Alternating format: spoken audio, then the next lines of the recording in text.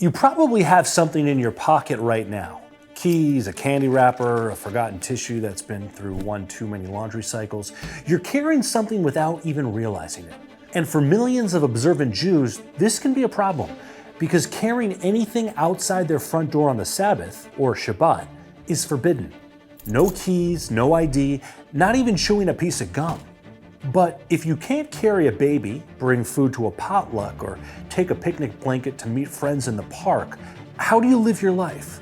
The answer is a nearly invisible wire that stretches across entire neighborhoods, cities, and even around some of the most important buildings in the United States. It's called an eruv. Install an eruv around your neighborhood and poof, now you can put your house keys in your pocket, or wheel a stroller, or carry a jacket in case it gets cold. It's like a religious magic trick, which raises a question. Is using an eruv just a Jewish ploy to deceive God?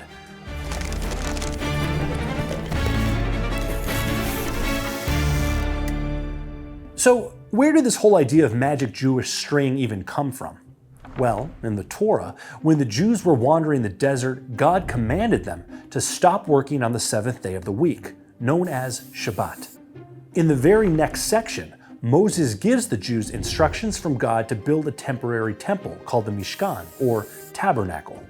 Building the Mishkan was a huge group effort with lots of work involved, 39 different categories of work to be exact.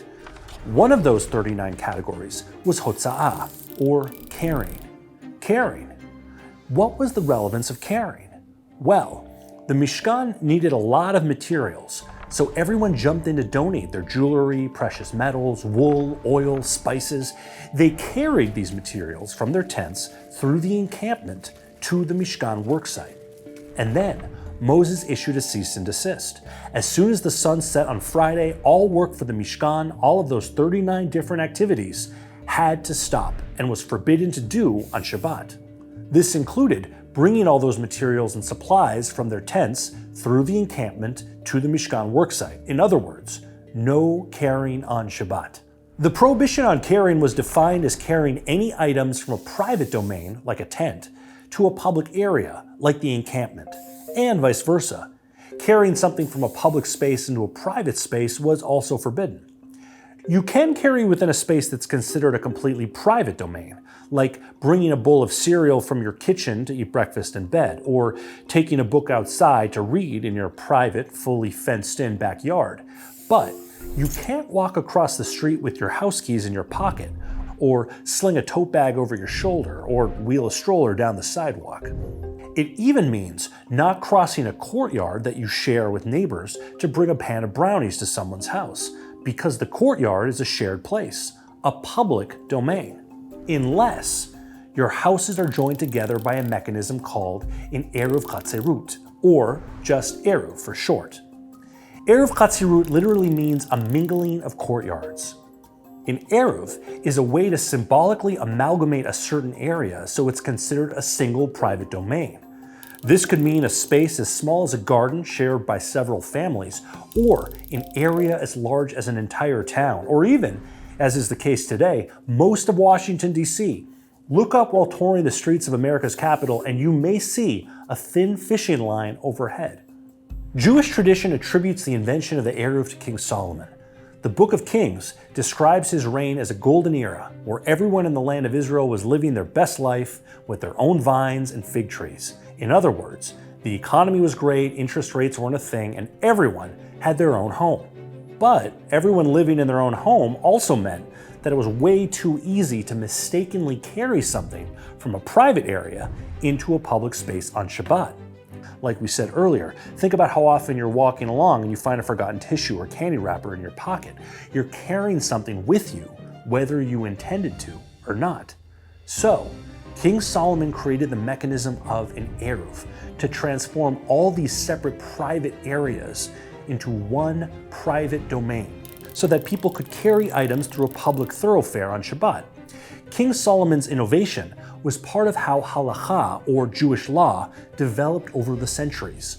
The first layer of Jewish law is the written Torah, with its 613 commandments, also known as halakha deoraita, the Torah law. The Torah law is scant on written details and contexts which were passed down through word of mouth.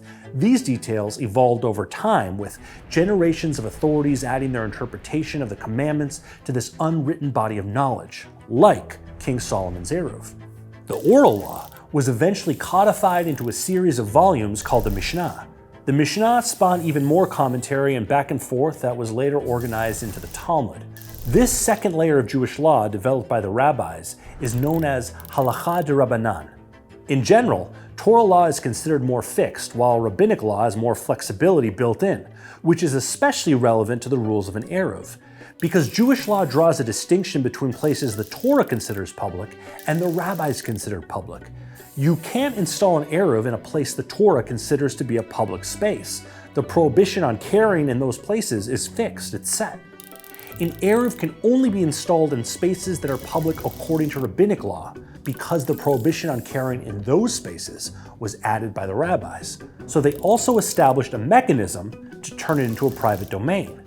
Okay, so how do you build an eruv? First, construct a boundary around the designated area using pole and wire. Remember using cups and string to make a telephone? It's kind of the same idea. The poles and the wire approximate a wall made entirely of doorways. Think about the colonnades surrounding ancient buildings like the Parthenon. The columns create a succession of openings, like doorways. That's what the poles and strings of the eruv do. Then, you pay local authorities a small sum as a symbolic rental fee for any spaces within the eruv not owned by observant Jews.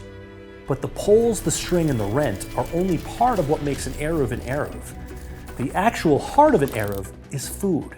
Food that's donated by someone in the community and kept in one person's home or in a synagogue.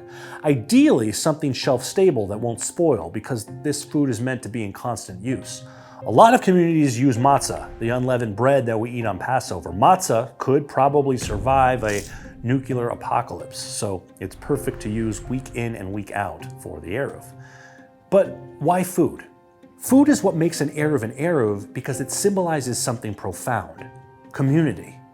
The food is what transforms the enclosed area into a private domain according to Jewish law. Everyone in the enclosed space is considered an owner of the food. One big family. No one is an island. We're all a piece of the continent. So, string and poles, rent, food, and voila, you have an eruv. Now, carrying items outside your house doesn't violate Shabbat, because you're no longer carrying from a private space to a public space. You're carrying items within a private domain, like that bowl of cereal you take from the kitchen to eat in the comfort of your bed. Most people living in places surrounded by an eruv don't even realize it's there, because it's 15 feet in the air and virtually invisible. And, before you ask, no, it doesn't cost taxpayers a cent, because all the costs of installing and maintaining it are paid by the local Jewish community. Every Thursday before Shabbat, the entire length of an eruv is inspected to make sure it's not sagging or broken. If you've ever spotted a rabbi and a cherry picker examining a telephone pole, he's probably fixing a downed eruv. There are almost 60 eruvs around the world and over 230 eruvs in the United States, like the one encircling Washington, D.C. It's 52 miles long, includes the White House and Pentagon, and it's why former Jewish Senator Joe Lieberman could take a water bottle with him when he walked to the Capitol on Shabbat. An eruv doesn't keep anyone in or out, and it doesn't really change who owns that space, meaning your neighbor's house isn't suddenly yours. You can't just walk in without asking just because there's an eruv now. Good morning!